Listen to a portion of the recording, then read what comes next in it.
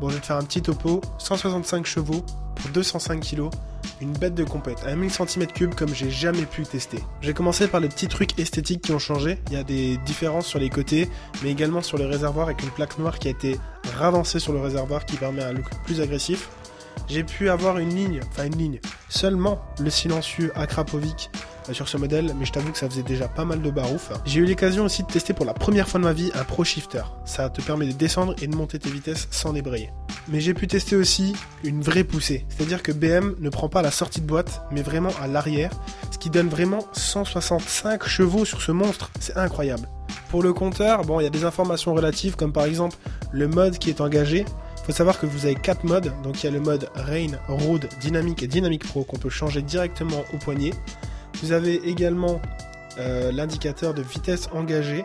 Vous avez aussi forcément vos km/h, des informations partielles comme l'heure et votre jauge d'essence. Et enfin un truc de dingue, c'est la fourche qui se règle électroniquement et instantanément en fonction de l'asphalte.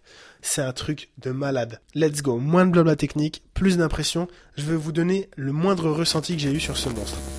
Il nous a fallu 2 jours pour enregistrer les vidéos et les impressions de Blue. Mais suite à un problème technique, les 2 GoPro n'ont pas pu enregistrer les vues. Du coup, il donnera ses impressions devant la caméra. Cordialement, la secrétaire sexy, blonde et pulpeuse de Blue.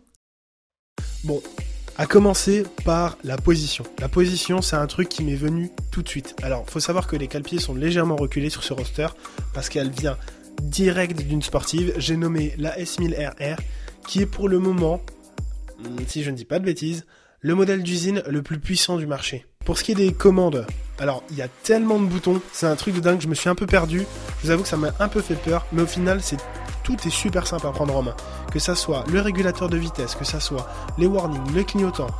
Ça m'a vraiment bouleversé parce que j'avais pas du tout cette position sur la moto avec ma sportive et j'avais pas du tout l'impression d'être sur un roadster de 1000 cm3. Alors je vais en venir tout de suite, le 1000 cm3, c'est un truc de dingue. Je pensais que c'était super lourd et au final on avait une sensation comme une CB500. Bon, j'abuse, j'avoue, je fais un peu mon américain, je fais un peu mon Donald Trump.